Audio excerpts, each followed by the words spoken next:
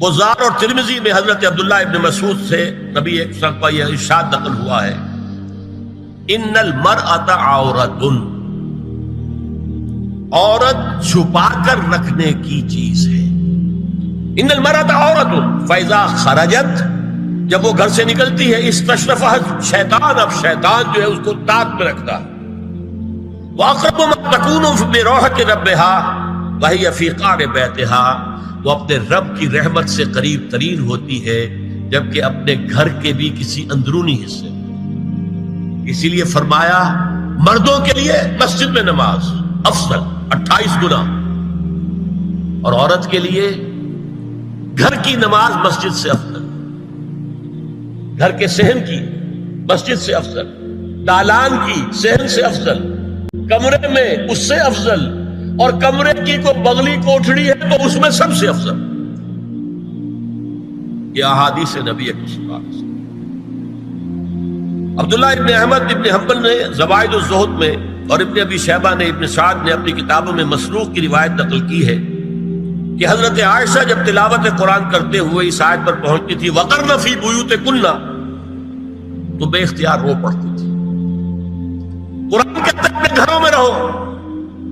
حضرت عائشہ نے شہادت عثمان کے بعد باہر نکل کر لشکر کی قیادت کی، پھر ساری عمر افسوس تھا کہ میں نے غلط کیا۔ حافظ ابو بکر بزار حضرت انس سے روایت کرتے ہیں کہ عورتوں نے حضور سے عرض کیا کہ ساری فضیلت تو مرد لوٹ کے لے گئے، وہ جہاد کرتے ہیں، خدا کی راہ میں بڑے بڑے کام کرتے ہیں، ہم کیا عمل کریں کہ ہمیں بھی مجاہدین کے برابر اجر مل سکے؟ جواب میں آپ نے فرمایا من قعدت منکن فی بیتہا فإنہا تدرک عمل المجاہدین، تم میں سے جو شخص اپنے گھر میں بیٹھی رہے گی وہ مجاہدین کا اجر حاصل کر۔ یہ ایک ہوا کا رخ ہے، بتایا جا رہا ہے، یہ نظام ہے جس کو اس شکل میں دیا جا رہا ہے۔ اب آئیے سورہ نور کی طرف۔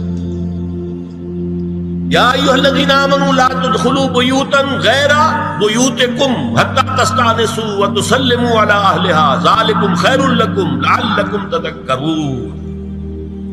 اہل ایمان ہرگز مت داخل ہو اپنے گھروں کے علاوہ کسی اور گھر میں جب تک کہ تم ان کے ساتھ مانوس نہ ہو جاؤ، اذن نہ لے لو، ان پر سلام نہ کرو، یہی تمہارے لیے خیر بہتر ہے۔ اس کے بعد تفصیل آئی ہے، اس میں میں اس وقت نہیں جا رہا۔ اور جو لوگ اس پر عمل نہیں کرتے ان کے بارے میں قرآن مجید کیا کچھ حضور کیا کچھ فرما رہے ہیں یہ آپ سن لیجیے، بہت سخت احکام۔ عن ابی ہریرہ رضی اللہ عنہ